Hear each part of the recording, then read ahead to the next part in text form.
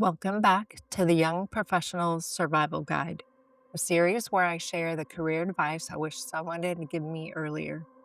Today's topic comes from a conversation I recently had with a young professional who was frustrated by a coworker. The frustration wasn't because they made a mistake or needed extra help. It was because the coworker wasn't pulling their weight. You might have encountered this too. It's the person who shows up late, misses deadlines, creates more work for people covering for them, and yet somehow they get away with bad performance that everyone around them can see. You might have encountered this person. It's the coworker who seems less prepared, less committed, or less reliable, yet they still have a job. It could be that they're politically connected to someone higher up in the organization, or they manage to get promoted by BSing their way through the ranks. Leadership might be turning a blind eye and not dealing with the issue. Whatever the reason, you find yourself asking, how is this person still here? If you're not careful, that question becomes a distraction. I know because I've been there. Early in my career, I spent too much time thinking about people who I didn't believe deserved the opportunities they received. I questioned, what did they have or what did they do that's so special? They can't even deliver on the work they're responsible for right now. And this is what I wish I knew back then. The moment you become obsessed with someone else's performance, you stop investing that energy into your own growth. Every minute you spend mentally tallying someone else's mistake is a minute you're not building your own reputation. Every conversation spent complaining is time not spent learning. That mental frustration consumes your expensive cognitive bandwidth. The hardest lesson is realizing that fairness and reality are not always the same thing.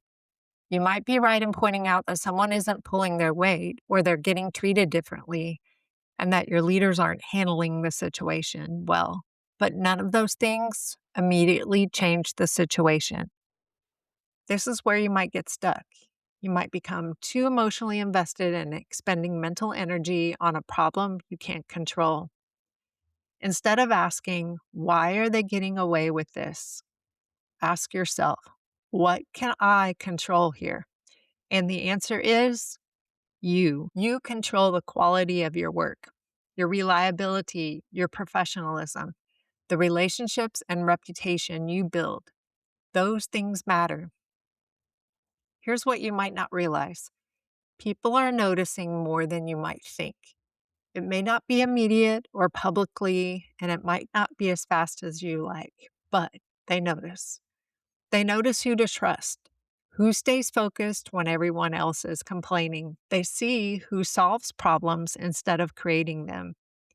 Your reputation is built through hundreds of micro interactions. I once heard it described by a leader as the bank account you make little deposits into over time. That bank account is important and will pay out dividends in the future. I like that analogy. Now, I'm not suggesting you ignore a serious issue that impacts the team or morale. If there's a serious issue, then leaders need to hear about them. Let your boss know, but then let it go and don't carry it around all day. Don't obsess over the outcome. The consequences are out of your control, so don't let it become a distraction. The leaders I've admired most didn't keep score or maintain a list of everyone's shortcomings. They focused on creating results and were intentional about where they invested their time and attention. Your mental bandwidth is a valuable resource, so direct it towards your own growth, not someone else's shortcomings. Your career growth is important. Don't build it around someone else's bad behavior and let it become a distraction. Build your reputation, develop your skills, and strengthen your relationships. Deliver great work and trust that it will create opportunities. The goal isn't to win against the underperforming coworker. It's to build a career that is bigger than them. Don't let someone else's lack of discipline become your distraction. Thanks for listening to the Young Professionals Survival Guide. And before you go, here's a question to reflect on.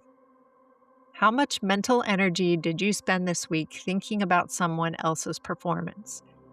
And what would happen if you redirected that energy back into your own growth? I'll see you next time.